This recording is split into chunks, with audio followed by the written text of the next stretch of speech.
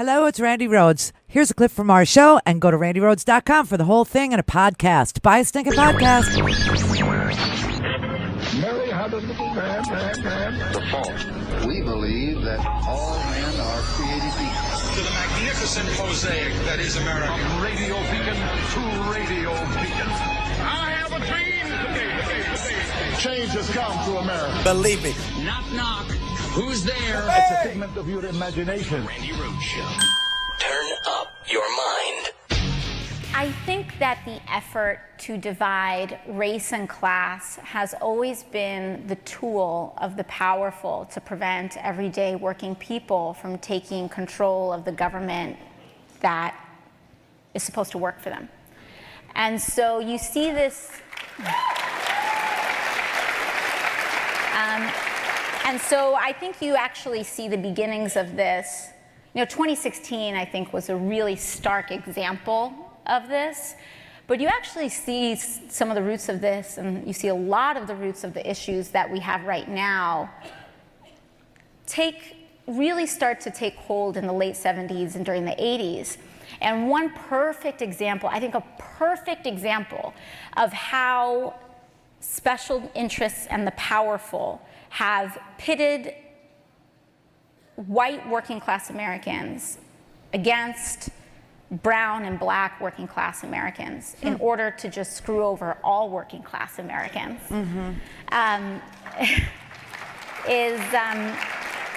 is Reaganism in the 80s when he started talking about welfare queens. So you think about this image, welfare queens. And what he was really trying to talk about was this, he was painting this photo, he's painting this like really resentful vision of essentially black women who were doing nothing, that were sucks on our country, right?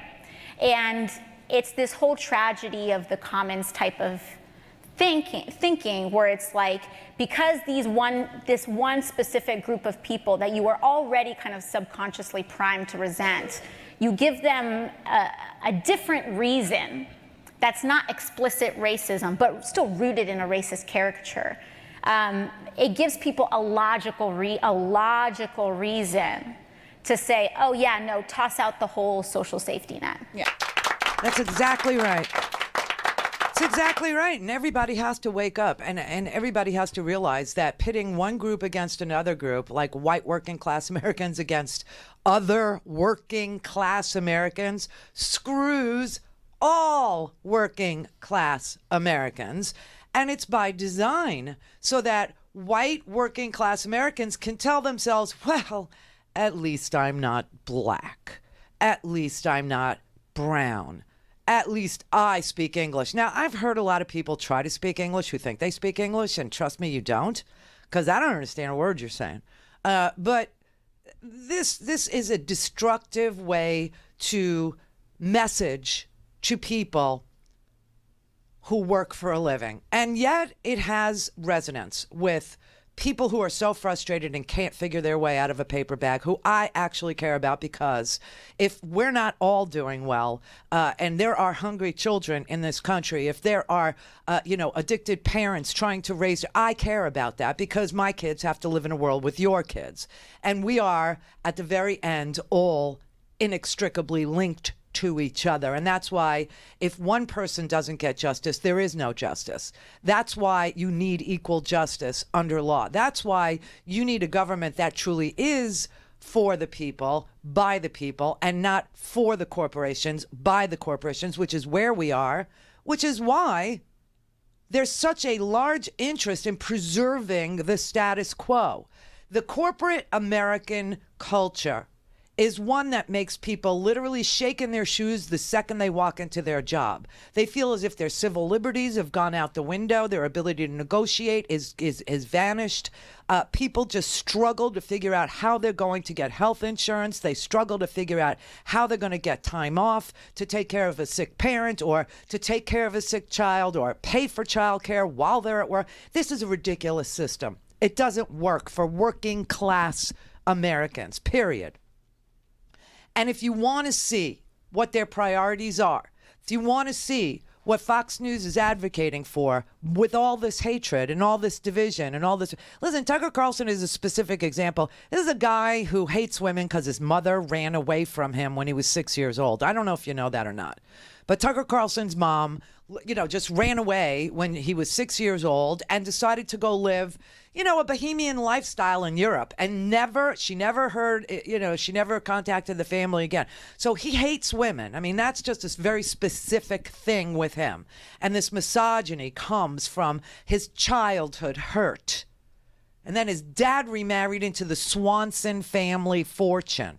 Tucker Carlson is a very rich guy. And when they got married, they sent him away, just like they sent Trump away to military school. They sent Tucker away to boarding school. And Tucker is a very hateful person because he's had a hideous childhood.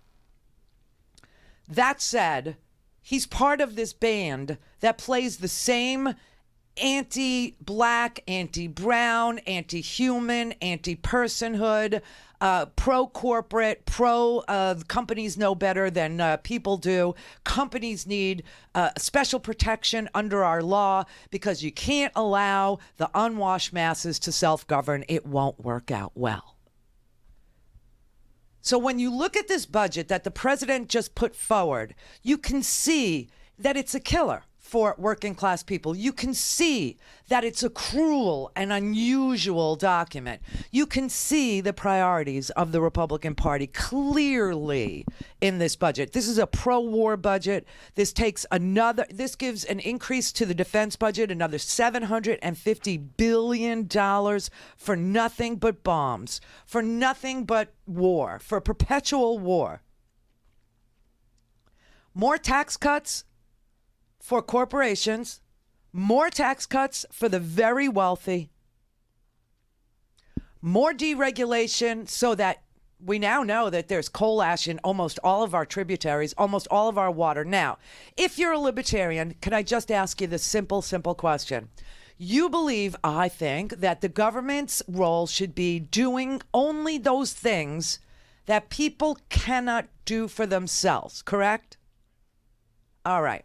If I accept that premise as being your governing principle, how in the hell do people keep their water clean without the government? How in the hell do I keep a coal power plant from dumping ash into the water and poisoning people without government? How in the hell do I keep the air clean without the government mandating cafe standards? How do I do that? Okay, I can't. And that's why this entire thing about libertarianism is bull crap. It's bull crap. We have already reached the debt ceiling. I want you to know that. The debt ceiling has been, it's been capped, and we reached it on March 1st. The debt ceiling is a legal cap about how much money the government can borrow, and it technically was breached on March 1st. But Mnuchin over at Treasury is implementing something called extraordinary measures to buy more time. Now, let's look at this killer budget. What does it do? Here are the numbers, just so you can see what their priorities are and why so much hatred is required in order to advance it. How white working class people in certain districts have to cut their noses off to spite their faces in order to support this party. $1.5 trillion in cuts to Medicaid over 10 years. Implementing work requirements for people who get Medicaid. Now, let me just tell you, Medicaid pays for nursing homes. I'm not really sure how those work requirements will play out for grandma. It also comes with drug treatment insurance. So I'm not really sure how the people who've gotten themselves in such a horrible position because of the biggest drug cartel ever known to man, Big Pharma, has gotten you addicted to synthetic heroin. I'm not sure how you work in order to get Medicaid for drug treatment. And I'm also not sure about how 90-year-olds, facing their end of their lives in nursing homes, which Medicaid pays for, how they meet the work requirement. But this is $1.5 trillion to Medicaid cuts, and it adds $1.2 trillion for a health care grant to your state. So instead of paying by need, instead of paying for people who qualify, the state is going to come up with some ideas about who gets it and who doesn't. But it has work requirements in it. Just know that. Then there's an $845 billion cut to Medicare. Oh, Medicare. Oh. Save Medicare, Medicaid, and Social Security without cuts. Have to do it. Have to do it. His budget cuts $845 billion to Medicare, $1.5 trillion out of Medicaid, and $25 billion out of Social Security. And by the way, for those of you who are on disability insurance, it does cut your disability insurance. People who are disabled are going to face all kinds of obstacles like work requirements and time spent on disability and all that, because $25 billion is coming out of Social Security disability payments. $845 billion comes out of Medicare. It is a 10% cut for those of you who can't handle large numbers. And $1.5 trillion comes out of Medicaid, which pays for grandma's nursing home, poor people's health care, and drug treatment for people who, through the big drug cartel known as, Big Pharma has gotten, America into some opioid epidemic. Great. There is a $220 billion cut to food stamps, SNAP, Supplemental Nutrition Assistance Programs. It includes mandatory work requirements for you as well. So, Mom, if you're out there and you can't afford child care so that you can take a job for $7.25 an hour, or even worse, a waitress job for $2.01 an hour, in a diner where the tips are probably going to average you somewhere between $10 and $20 a day, and childcare costs more than that, but you're making ends meet because you do get food stamps, just know this. If you don't take the job and pay for the child care, you're not going to get the food stamps. How that helps your family budget, I have no idea.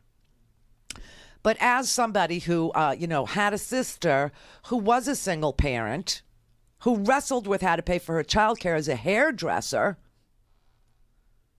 just starting out and not having a client list, fresh out of school and working for like Supercuts,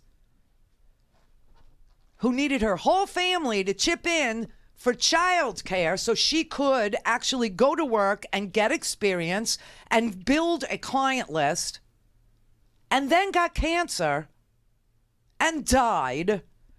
I don't see how this helps. I don't know how this is going to work.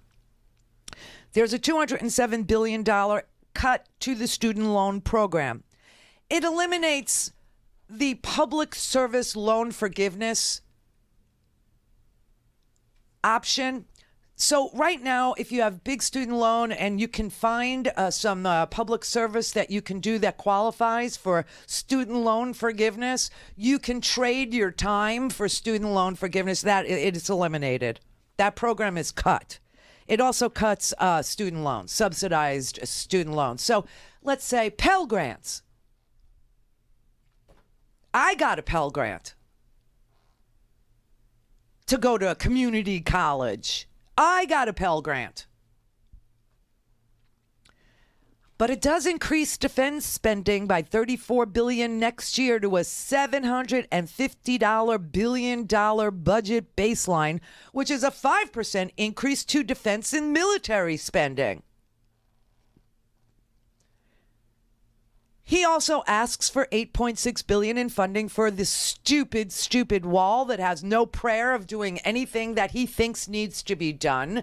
Whatever needs to be done under something called comprehensive immigration reform, which we had in 2006 and again in 2013 with the Gang of Eight, if you'll recall, which Paul Ryan wouldn't introduce in the House even for a vote, after the Senate crafted a bipartisan piece of legislation that would have helped us figure out how to accomplish comprehensive immigration reform.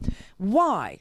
Because they would rather have the issue. It plays really well for them when they're trying to divide white working class Americans from other shades of human working class Americans. They love this issue. It is a constantly brilliant performer for them with the white working class.